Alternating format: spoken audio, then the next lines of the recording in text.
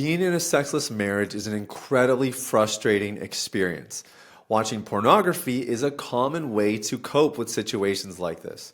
In today's video, I'm going to explain why pornography is still really dangerous even in a sexless marriage, but don't worry, I'm going to give you some real solutions along the way as well. My name is Sathiya Sam. I'm a men's transformation coach, international speaker, and an author, and I've spent the last 6 years of my life helping men quit pornography addiction. So I get asked about situations like this all the time. In fact, lots of guys will ask me, surely if I'm not having sex in my marriage where that's supposed to be happening, pornography is a suitable outlet. My wife is okay with it. She's not really that bothered. Surely it's fine, it's not a big deal, right? So for us to really answer this question, we first have to just talk about pornography and how it affects an individual and how it affects relationships.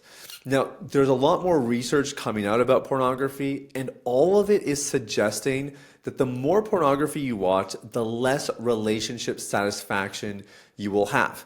And there's a lot of reasons for this. Porn rewires your brain, porn reduces your capacity for empathy, porn makes you very selfish and focused on your own needs and desires instead of someone who can contribute and give value to another person. There's a lot of layers, but the bottom line is the research is clear. Porn reduces your relationship quality. Now, if we take this a step further, porn also reduces sexual satisfaction. In fact, some people have fallen into the myth that porn can spice up your sex life. That's only true for maybe a couple days, a couple weeks. Eventually, it starts to create a lot of other problems. Now, this has a tie-in to the whole sexless marriage question. The reason that watching pornography is dangerous for your sexual satisfaction in a relationship is because the guy in particular tends to become trained or conditioned to experience arousal from a third party, the pornography he's watching. And so eventually he doesn't need his partner as much anymore. He becomes more dependent on the pornography. The pornography is more arousing for him than a real person experience. And he starts to choose that over his partner. The sexual satisfaction starts to tank as a result. You can kind of see how this happens. It's really no different if you're in a sexless marriage. Pornography still has all of the same detriments without any real benefits. Pornography is going to make you less attracted to your spouse. Pornography is still going to leave you hollow and empty on the inside. And pornography is ultimately going to convey the message that you don't need your spouse, you don't need your partner because you have pornography to satisfy those desires. Now, you'll notice that I just used the word desires and not sexual needs because I personally do not believe in sexual needs. I don't think that's a thing. In fact, I think it is possible to be single your entire life, to never have a sexual experience, and to live a very high quality life. I don't think that anybody actually needs sex. We don't need it to survive. We don't need it to acquire food. We don't need it to do anything that allows us to have a productive and meaningful life. Sex is a desire. It's a God-given desire. It's something that we should honor and celebrate, but it's not a need. If sex was a need, then people would have more justification for watching pornography if they were in a sexless marriage. I have this need, it's not getting met this way, therefore I need an alternative solution. But because sex is a desire, if you're not getting sex in your marriage, the answer isn't to turn to something like pornography so you can get your fill. In fact, that's the language of somebody who's become way too dependent on pornography, and their brain has wired them to think only about themselves, only about what they want, only about what they desire. That's the byproduct of watching porn. If we have a healthy perspective on this, we realize that sex is meant to be a selfless experience where we prioritize the other person. And if we're in a sexless marriage, that doesn't mean we can just get our own fill with something like pornography, because there's other ways that we can experience intimacy. There's other ways we can cope with rejection or whatever we might be facing. And there's other ways for us to get on with our lives, be productive, and feel fulfilled without having some sort of sexual release. Really, at the core of all this, pornography addiction and the use of pornography is fast food intimacy. It gives you the illusion that you're getting some sort of experience, and that's why we can say it's a substitute if I'm in a sexless marriage. But ultimately, it's going to leave you emptier, you're going to have cravings again, and if you consume enough of it, you're actually going to get really out of shape. The same way that if you consumed a lot of fast food, you become physically out of shape. If you watch enough pornography, you're going to become out of shape relationally, spiritually, and sexually. We've established that if you're in a sexless marriage, pornography is not a healthy option. Let's talk about some real solutions that you can start to implement today. The first question we need to ask is, why is your marriage sexless? There's really only two types of answers. One is a permanent reason, okay? And usually that is some sort of physical limitation. So my wife and I are friends with a girl, and she got married a couple of years ago.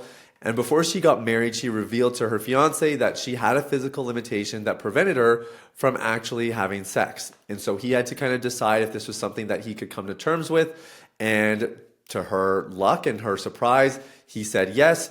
And so they went into their sexual relationship with the same level of expectations. There was an understanding. And in situations like this, you're just finding alternatives that you can come to terms with. So the big key here is that the expectations are the same with both people involved.